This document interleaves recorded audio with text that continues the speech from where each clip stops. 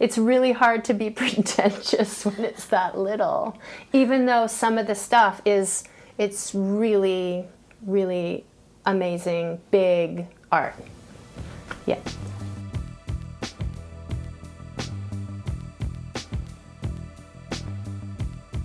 Hi there, my name is Adrienne Pierce, and you are on my YouTube channel. Thank you for joining me here. I'm an artist and a musician and an art teacher, and I'm talking about all things creativity on this channel. This is the first of a new series that I'm calling Art to Art Talks, and I'm interviewing my friend Allison Beta, who's a filmmaker and a curator and an artist. And she has the Dada Tiny Art Show she's been working on here at the residency. She also put on the show here. Did I say I was at an art residency in Brooklyn? I don't think I did, but that's where I am right now. I'm actually in Allison's studio at the art residency. The Dada Tiny Art Show fits in a suitcase. And it's been touring around the world, so we're going to talk about it. I'm going to show you some of the art. There's 30 artists in the show, really excellent artists. And we're going to talk about how she got the idea, how she got started, and more. So if you're interested in seeing some cool tiny art, if you'd like to be part of the art show by either coming to one of the shows or submitting your artwork, there will be some links below to check out more. Before we jump into the interview, I just wanted to talk a little bit about the Dada movement. And I do have a slide here, but I realized that I left out this woman who I think is fascinating. And so I just wanted to let you know about Elsa von Freytag-Loringhoven, radical poet, provocateur, and some argue the true creator of the ready-made. Many believe that she, not Marcel Duchamp, conceived Fountain, the iconic urinal on the next slide, a work that was long credited to Duchamp as central figure in the Dada movement. He was known for challenging traditional art ideas. I feel that she was less well-known. She is less well-known, and I wanted to make sure I mentioned her here.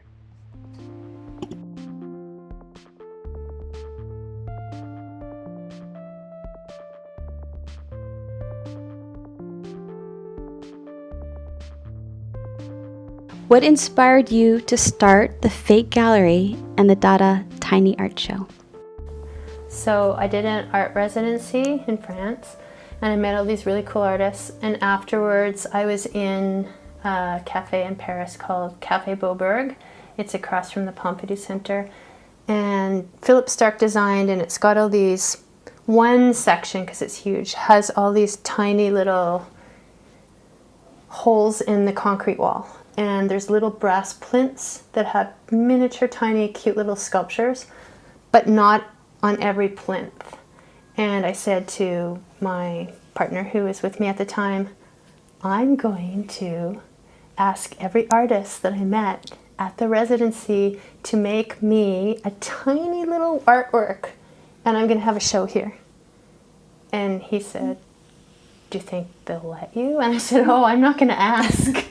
And so that was the inspiration, and I asked all the artists, and some of them said no, and some of them said yes, and then I got worried that not enough people would say yes. So I started to think about artists I knew who I thought were really cool and that were underrepresented. And so I invited all these people, and then I did that show. And it was really great, but nerve-wracking. So basically we just set it up and had people come to the secret show, don't tell too many people. And then I thought, this show fits in my suitcase, like a backpack. And I have all these places I'm gonna go. And so I thought I should have a gallery to host this. And because I don't have a literal bricks and mortar space, I called it the Fake Gallery. Also, I thought that was funny. Do you have, it's hard to choose a favorite, but do you have a favorite piece? And if not, my question would be if you had to carry one piece around in your pocket. Okay. What piece would it be? The one that is maybe the only one you could stuff in your pocket without really wrecking it.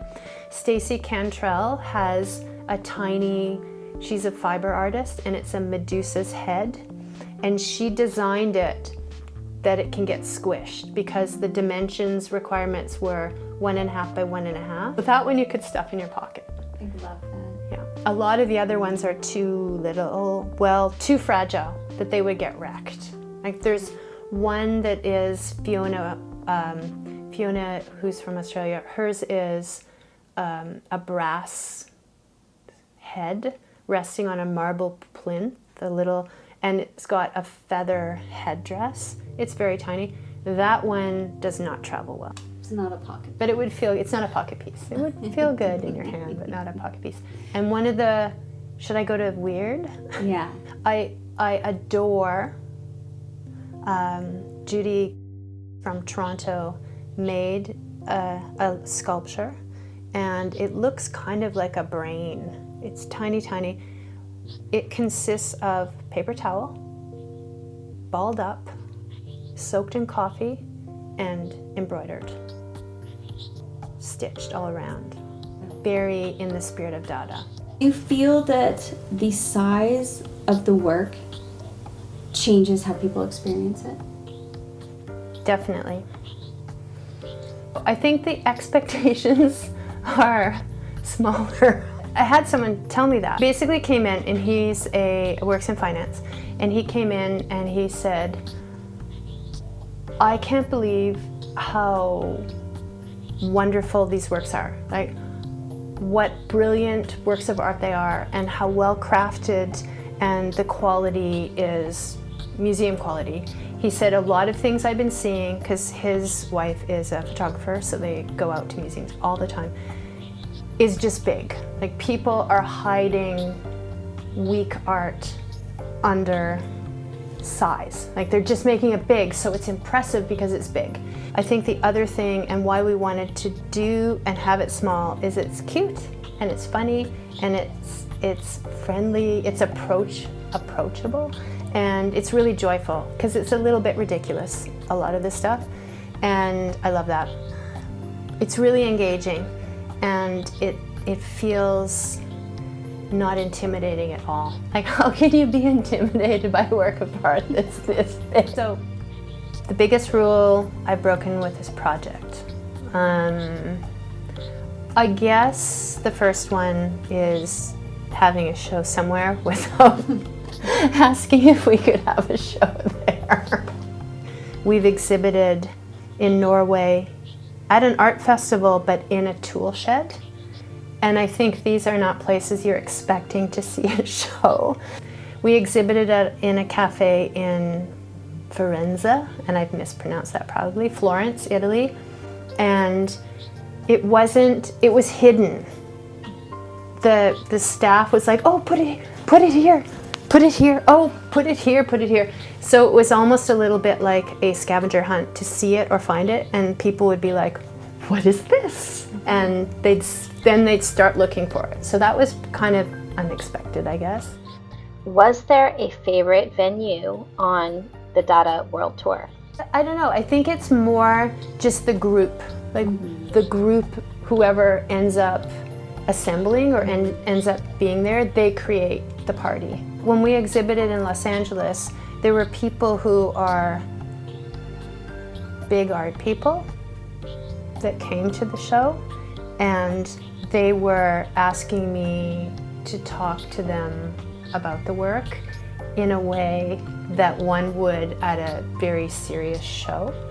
And they were also laughing because I was doing it, and it's not that I take all of the work very seriously. This is real art. It's not pretend art or joke art. It's very real. It is as valuable as anything large scale.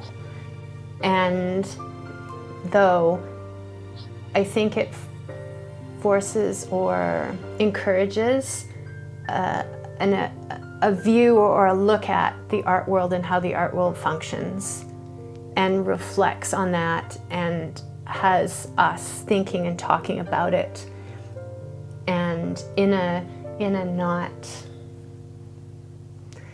serious way. It's serious, but it's irreverent. Yeah.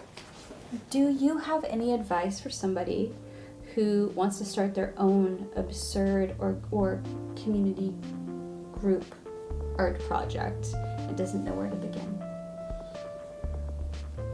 Dream big. Make it as absurd as possible. I mean, just to it. Whole thing with this is I had the idea and I had lots of help. I mean, I asked the artist made the work. If the artist hadn't delivered or done that, then it wouldn't have happened. And one of the artists, Jennifer Arts, A-R, it's A-R-Z or Z-T, built the website for the show because I needed one, and that was amazing. And she does paintings, the little paintings that are two-sided, which are super cool. And then people helped. Lynn Budney from Vancouver does our posters. I wouldn't have been able to do it. You can't do, I don't want to say, anyone could do anything. You could maybe do it all on your own. I think it's who do you want to play with? Who do you want to hang out and do stuff with? And rope them in, find like-minded people that want to do it. Or even if they're saying, yeah, that's a great idea, go. Part of the reason, I wanted to do this to stay connected with the artists and learn about the art world as a new artist. I've been making art, which I don't know about the art world, so I did a project in the art world so I can figure out about the art world. Right. Anyone can do that. Learning by doing. Yeah, anyone can do that. So tell me, what is next for you and the Fake Gallery? Oh, we're going to Sweden. So this show is going to Tranås. It's a small town in Sweden, and it's going to be presented at Tranås at the Fringe. It's part of a Fringe festival, poetry, dance, music, all sorts of cool stuff. And I decided, this should be Biennale. So every second year show. We're gonna do Dada Teeny Art Show and World Tour 2026. So we've got an open call out now for artists, for a brand new batch of artists, and we already have venues. We have commitments for exhibition space in Australia, France, Mexico, and a couple cities in Canada and the US already. Huge thank you to Alison Bida for joining me in conversation and for including 2 of my pieces in the Fake Gallery's Tiny Art Show World Tour, and also just for hanging out with me for the last 2 weeks in Brooklyn, which has been really amazing. Thank you for watching this very first episode on my brand new YouTube channel. Well, it's not that new, I guess. I have shared music and music videos here before, but this marks a fresh start, focusing on art, artists, music, creativity, and inspiration. Also, all of the artwork, I just want to let you know, shown in this video is credited in the video description in the order that it appears. You can also find out more information about each of the artists on the Dada Tiny Art Show website, which is linked below. You will also find a link there for the open call for the 2026 touring edition of the show. So if you're an artist with something tiny, or if you want to make some tiny art, check that out. And while you're there, you can sign up for the Tiny Art Show newsletter to find out if the exhibition's coming to a town near you. You can also follow along on social media. So on that note, you can follow me too. I'll leave links below for Instagram, or you can hit subscribe so that you get notifications about new videos, about art, music, creativity, and this next chapter of my journey on YouTube. So until then, stay curious and keep creating.